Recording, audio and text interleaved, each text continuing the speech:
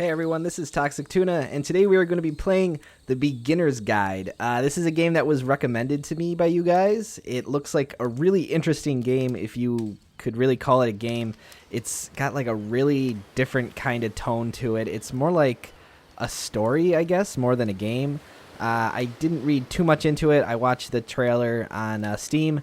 Looks really interesting, looks really cool, looks like the kind of thing that we put on this channel, so I figured, why not? Let's do a second series here and give this a try. So without talking about it too much, let's get it started.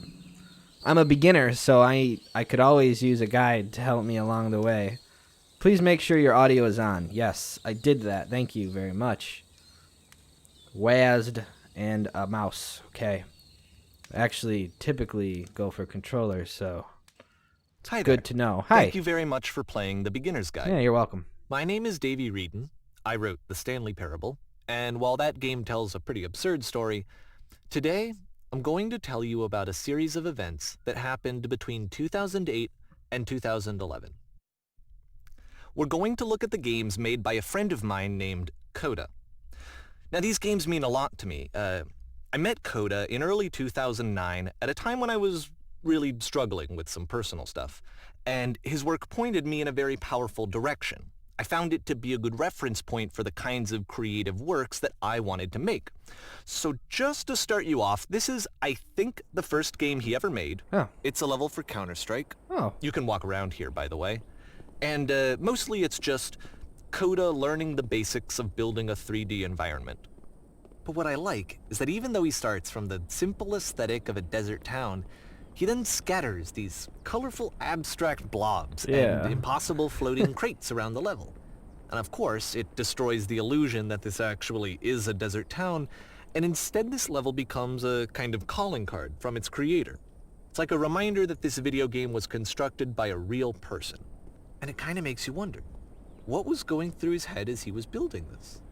This is what I like about all of Coda's games. I mean, not that they're all fascinating as games, but that they are all going to give us access to their creator. I want us to see past the games themselves. I want to get to know who this human being really is. And that's exactly what we're going to do here. So, it's 2008, Coda starts making these games, and he never releases any of them. He doesn't put them onto the internet, he just makes them and then immediately abandons them, and they sit on his computer forever. Huh. And I think he really understood this image of himself as a recluse. At one point he jokingly renamed his computer's recycling bin to Important Games Folder. So, you know, this was just how he worked. He tended to crank them out one after the other without even really pausing to try to understand what he had just made, until suddenly one day he just stopped. In 2011, that was it. Oh. He made his last game, and then he hasn't made another one since. And that's why I've taken this opportunity to gather all of his work together, is because I find his games powerful and interesting, and I'd like this collection to reach him, to maybe encourage him to start creating again. And if the people like you who play this also happen to find his work interesting, then I'm sure it'll just send that much stronger of a message of encouragement to Koda. So thanks for joining me on this. If you have a particular interpretation that I haven't mentioned here, or if you just need to get in touch, you can email me at daveyWreden@gmail.com. Huh. Okay, that's about it for introduction. Okay. Let's take a look at Coda's first proper game. This is As each interesting. game is loading, I'll show you the date that it was completed. This first one was made in November 2008.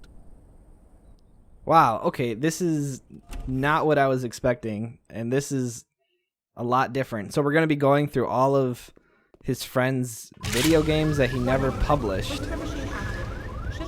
Whisper Machine, status active, evacuate This game is immediately. called Escape from Whisper, and it's one of the more generic games you'll see from Coda. Can't go that way. I don't know if there's supposed to be audio for the gun, but there's no audio. But these aren't completed games, so I mean, it's such an interesting thing, like creating games and not really broadcasting them. That's something that I couldn't imagine. Oh, okay, let's go here. Maybe It kind of I looks thought it like was this open. game was abandoned mid-development.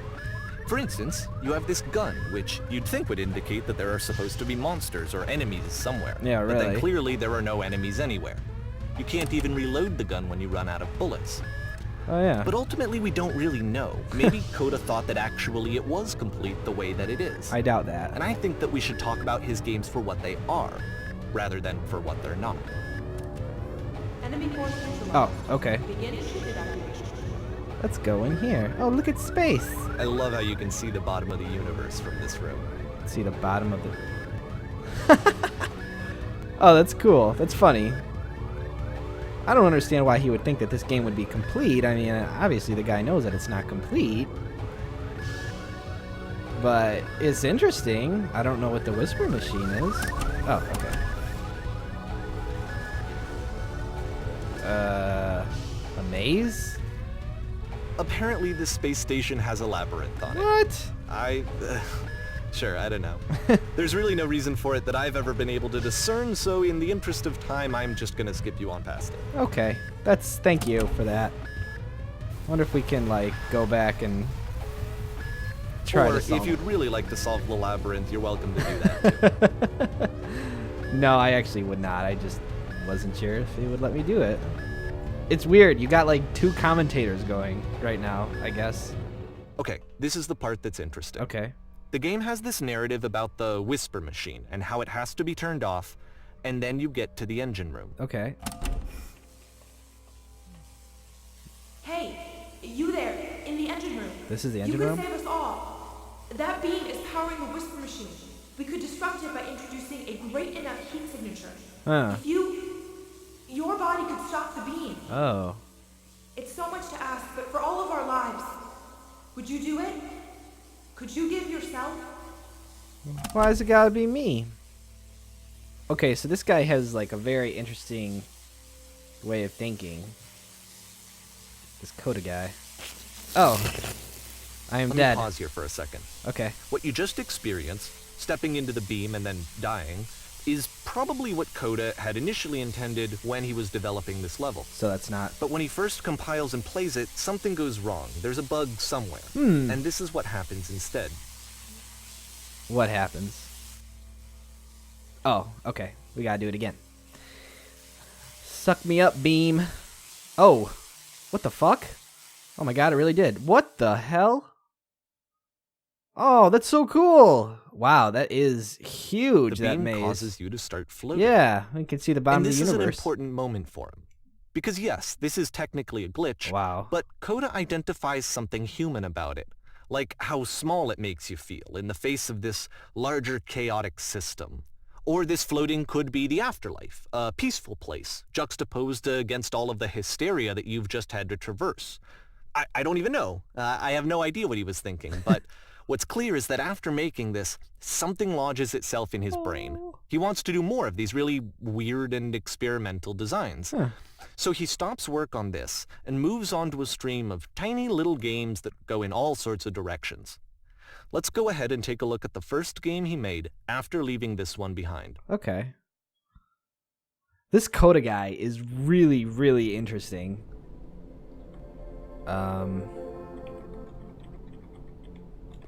What? Yep, in this game you can only walk backwards. For real? Oh. Okay. The past was behind her. I'm a little scared. I don't know what I'm gonna run into here.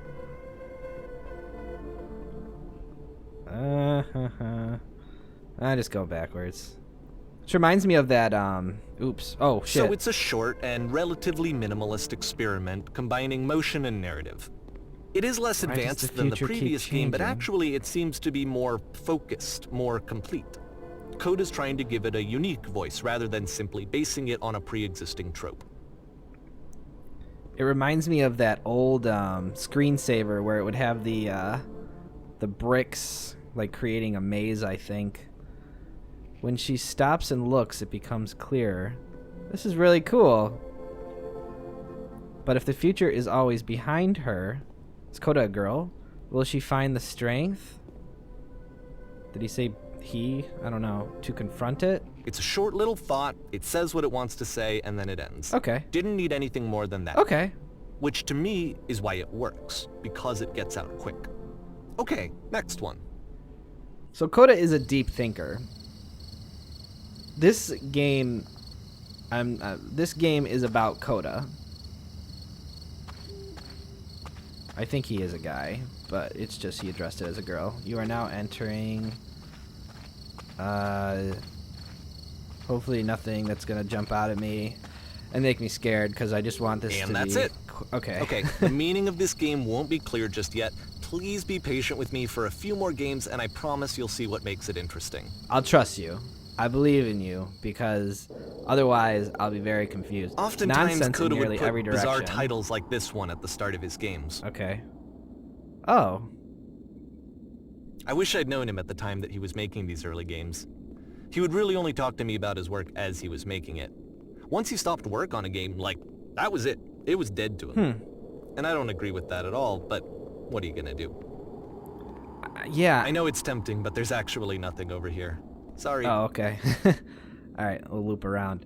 Yeah, you know, it's interesting to create games with no purpose of giving it to the public. Basically, Coda is creating games for himself, right? I mean, he's creating games to just play what he enjoys. I mean, there's no games that are really necessarily like the games that we've seen so far.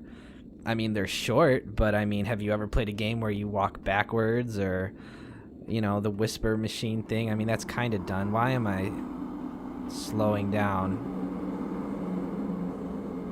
What the fuck? Once you've been slowed to an absolute crawl, the door at the top of the stairs opens. So why, if Coda's not showing these games to anyone, why bother opening the door at all? Yeah. Well, to show you, I'm modifying the game here so that when you press enter, it'll bring you back up to full speed so you can enter the door for yourself. Oh, okay. So, I feel like we were moving slowly, so if you move... I think you could have eventually gotten up here, I think is what it is. Whoa. Whoa, whoa, whoa, whoa, whoa. Stand on an X staring at a bear for 3 hours. You must... address is spelled wrong, and rally a group of eager press reporters. A stranger appears. A room that's warm and nice and filled with little ideas for games. Oh, okay. You are a gate. You are the queen, dusting your jewelry while your kingdom Coda is would destroyed. often tell me that he didn't mind if people thought of him as cold or distant. He said that he knew that he was actually a vibrant and compassionate person, but that it takes time to really see that. It can be a very slow climb to get there. Normal game where you have to scream into a mic every 15 seconds to keep playing. Just about every Let's Play. Man, there's so many ideas. This is ideas for him. These are games made for him. That's so cool. I don't know. When you know how to make games and there's no games available that you like or that are your style, make them up. What does Coda think about all this? Coda's making all these games which are very personal to him, and Davey's kind of just... Well, this is new for Coda. It's an actual puzzle. Go ahead and see if you can solve it. Okay. Okay, we're stuck here. And Davey's just kind of making his... like making his games known, I guess, and Coda never, I don't think he ever wanted them to be shown necessarily. Obviously he never wanted to have any kind of, you know, gain from it. Where the hell am I supposed to go? Oh, okay, I know what to do. And then you do this, and then you run, right? Yeah, okay. Don't forget that solution, because we're going to see this puzzle again soon. Okay. We're going to see it a lot. Oh, okay. I don't know. I mean, is Coda totally open to this? Like, I'm kind of worried. Like, he said he wants Coda to keep playing games. I'm wondering if he's lying to us. So that seems to be it, right? You walk down a corridor, you solve a puzzle, you get to the end. Simple enough. Okay. All right. Now I'm going to modify the game again so that when you press enter, it'll remove all of the walls from this room. Remove all the walls. Okay. Oh! What? Holy shit! Oh my god. He designed all this? How about that? There was more to it than we had any way of knowing. Oh my god. I actually find it funny that this game comes after the Stairs game, since they essentially convey the opposite idea. So, in the Stairs game, a dull exterior concealed a rich interior. And then, in this level, a dull interior hides this fantastic outer world. Wow. Either way, I think that the point is the same, is that most of the time you don't get to know what you're missing, or even that you're missing anything. That's not your role as a player. So if your role here is not to understand, then what is it? Huh. He takes a lot of time into his games. Okay, we're back here. I mean, he's not making, like, quick games. I mean... Aha. So, this, combined with the entering game from earlier, tells us that Coda believes his games are connected somehow. It could even be that the Stairs game and the puzzle game are literally connected in between this and the entering game. There's a bigger picture that all of his games are meant to play a role in, some larger meaning that we won't be able to grasp until we've seen all of them. And once we have, we can step back and start to understand what exactly that bigger picture is. He did mention in one of the little hints at the top of the building, like, find a key in one game to unlock a door in another game. So he is definitely fixated on games that connect with each other, which is cool. This is really cool. It looks like really good graphics. And let's talk about video game development for a second. Okay. Every video game runs on what's called an engine, which determines what the game can and cannot do. So in other words, the engine is a set of tools for game development. A streetwise fool. I do know a little bit about that stuff. To make all of these games, Coda is using an engine called Source. Like all engines, Source has certain things that it does well, and it has certain things that it does poorly. One of the things that it does very well is boxy linear corridors. That's why so many of Coda's games are set in these large, flat, empty rooms, is just because he's working with what the engine does well. Okay. That makes sense. The tools available to the creator shape what kinds of creative work they're going to end up making. You might consider paying attention to the architecture in Coda's games, to notice how they seem to stem from an engine that's very good at producing linear, boxy corridors. Oh, whoa, that was close. Oh my god. I don't have a necessarily fear of heights, but I don't like heights. This is so weird. We came from a house. There's the stairs. Wow. Okay. Oh my god. I am not good at this. Where am I supposed to go? I gotta go all the way down this thing? Ooh, I fell. Ooh. Oh, okay. Oh, shit. Oh, okay. No fall damage. Thank you. This guy obviously played Halo. Ah, shit. Okay. Wow. Well, I'm sure there was a way more graceful way to get down here, but I did not do it. I'm not good at that stuff. What does Coda think about all this? What I was saying before is I'm almost wondering if Coda... I hate to say it. I'm almost wondering if Coda's dead. And, you know, like he lied to us in the beginning saying that he wanted him to make more work. It's more about telling everybody who his friend was, you know? And, like, this is, like, an intimate way to see, like, just the kind of person he is. I mean, I'm learning so much about this guy. Oh. I feel like I'm learning so much about him. What is this, like a jail? This is weird. Oh. Okay. Oh. What the hell? That was an elevator, apparently. Okay. Oh, I can't go that way? Okay, I go here. This prison, Wait. funny enough, in Coda's original design, the doors stayed shut for a full hour before letting you go. What? If you don't mind, I think we're gonna skip that. Yeah, thank you. Wow. Uh-oh. What's going on? This is something that he and I used to argue about a lot. Okay. You know, whether a game ought to actually be playable, whether it means anything if no one can get through it.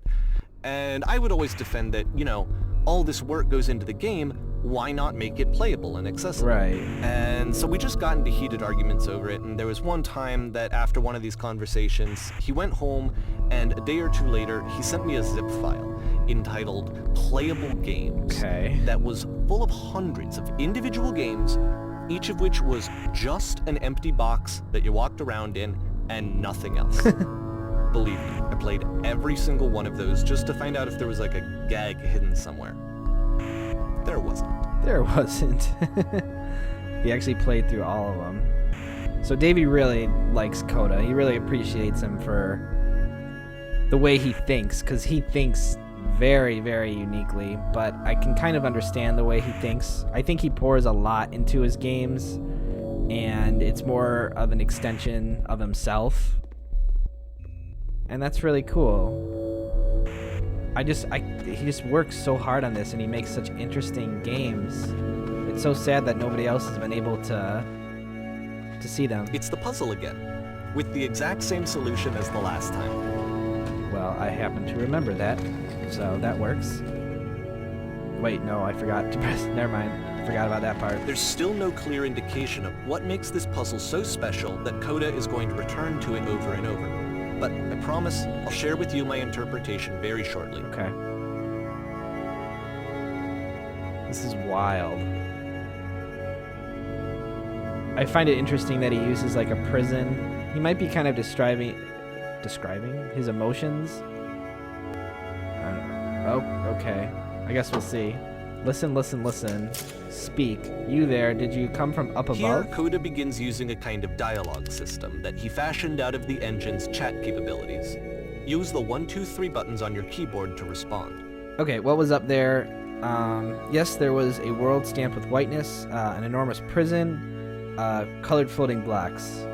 Let's go with the prison. Do I just press the 2? Didn't you say just press a number? Oh, okay. I can't use the number pad. Yes, there was an enormous prison I spent hours in. That's the world above. You've been there. Now this is important. Did you have to get through a puzzle with 2 doors and switches? Yes, I did. Yeah, that was literally the last thing I went through. It's weird how it changes its head over. Again, perfect. Now please tell us how you solved it. I don't remember how I solved it. I didn't solve it. Somebody else let me in. Trust me, you don't want to go over there. That's interesting. I have to lie. Let's go with I don't remember. You must think harder, please. Try hard to remember. It's so important that we get out of here. We must escape this prison. Can you think harder? There must be something more. Please tell us how to reach the end. Who are these people? Who are these people? Why am I lying to them? This is weird. There's gotta be... If you really sat down... Oh, okay, we're back. If you really sat down and thought about it, I bet you could kind of figure out the way he's thinking. Hello, how did you get here? Was there a puzzle you had to pass through? Yes, do you want to know how to solve it? Okay, so I'm going to tell the second group of people how to solve it, not the first one? No, we actually find the black space between the doors to be far more interesting. Have you seen it yet? Why would I care about the black space? Actually, now that you mention it, I remember feeling strange as I passed through it. I don't recall a black space. I think number 2, he's just talking like between the doors were like the switches, that black space. And I mean, I guess it's kind of strange. I mean, it's just like a black room, so let's go with that. Don't think too hard about it. You'll see it again soon. Okay. Remember, he's making these games for himself, and he's saying all these things to himself. And so we make one last descent down to the final floor of the level. Okay. A lot of hallways, but I like the look of these. It's cool. A little claustrophobic right now, but cool. Oh, we're outside. Like in an apartment complex or something. Cool. It's a lamppost. Oh, yes it is. Okay, I can't tell you quite why, but for some reason, Koda fixates on this lamppost. It's going to appear at the end of every single one of his games from here on out. I'll tell you what I think. I think that up to this point, he's been making really strange and abstract games with no clear purpose, and maybe you can only float around in that headspace for so long. Because now he wants something to hold on to. He wants a reference point. He wants the work to be leading to something. He wants a destination, which is what this lamppost is. It's a destination. We're going to see it in the work as well. His games are just going to become a lot more cohesive, a lot more fully developed, with more of a clear idea behind them. Okay, that's good. And as we go, that idea will get clearer and clearer and clearer. Okay, cool. Cool, I'm excited. Oh, okay, not going anywhere else. I'm really interested to see like what more he has, like what more you can kind of learn about him. This game is connected to the internet. As you walk around, you can leave notes. Okay. All notes you see are left by other players. Did he actually make a game that was playable? Really? That's crazy. Nice room. Not. Come on. Is this a real online game? So first off, I'm sure you can deduce this, but this game is not connected to the internet. Oh, okay. All of the notes that you're going to see have been written by Coda. Wow. This was actually the first game of his that I ever played. This was shortly after I met him at a weekend game jam in Sacramento, where I grew up. Holy shit. I saw him working on this very level. Whoa. And it was just so different from anything that anyone else was doing. So right away I was like, I have to be friends with this person. In retrospect, I think I was probably a bit too pushy trying to get his attention. I was over-enthusiastic. But he was very gracious about it and very patient with me. And I cooled off eventually. Oh, feel free to skip over any of these notes if they're not doing anything for you. Nothing extra is going to happen if you read all of them. Okay. Either way, to me they convey a sense of loneliness. I see this person who's filled with thoughts and feelings and beliefs and has no way to express them except as scattered and unheard voices in a game that wasn't meant to be played. I mean, that's interesting because he could have just made this level. But it's ironic, isn't it? That in playing this game and seeing how alone Koda often felt, that we get to know him better and actually kind of connect with him. That's true. And I have to be honest with you, this idea is really seductive to me. Ooh, seductive. That I could just play someone's game and see the voices in their head and get to know them better and have to do less of the messy in-person socializing.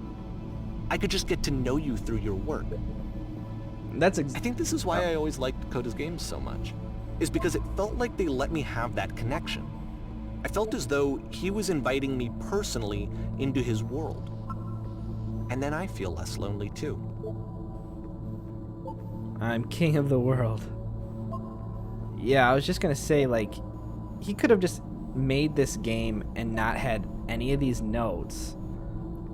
And so he's really just conveying his ideas. Do not be afraid, do care.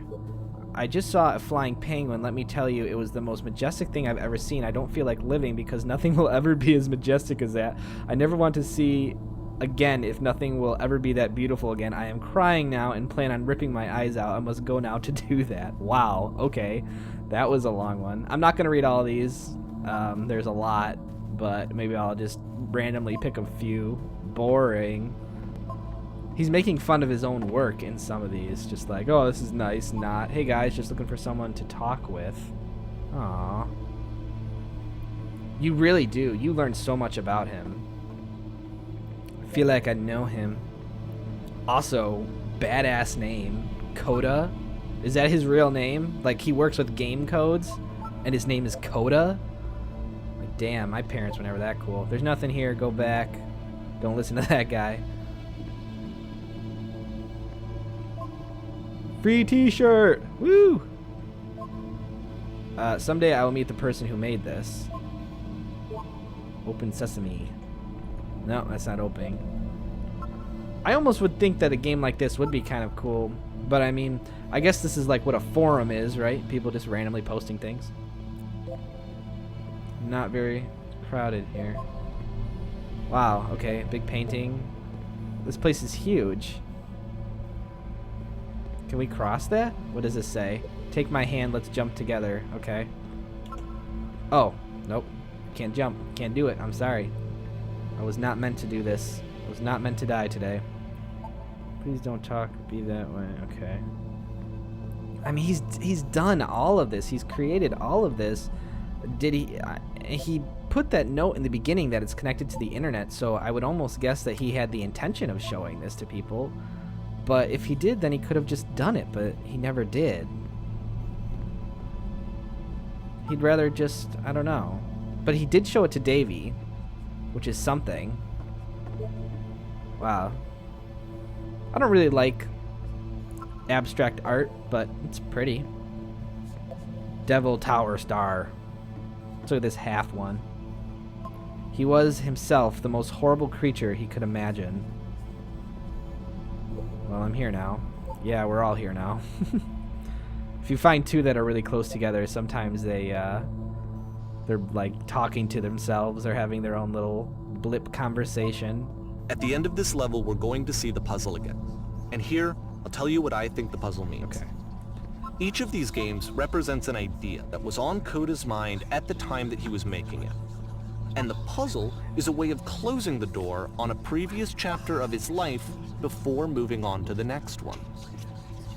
In each of his games, after exploring a theme that, he might find difficult, Koda can then place this puzzle that he knows has a reliable solution, he understands exactly how it works, and so it gives him a simple mechanism for moving on.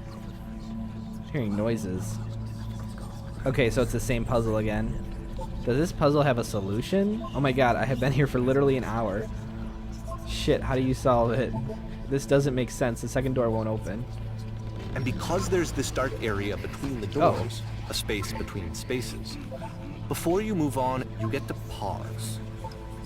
Just for a moment, a few seconds to reflect on and let go of the events that led you here. To step back and connect the pieces together. To grasp at that elusive bigger picture. Okay. Yeah, I don't know what the point is. He put a lot of symbolism into the space between the doors.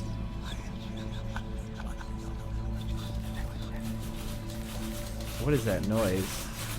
Sounds like a typewriter. How do you leave notes? Yeah, smartass. Oh, there's the lamppost again. He did say it was going to be in every game from here on out.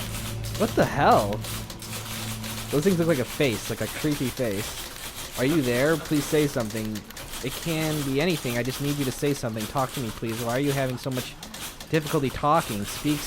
Whoa. What the hell?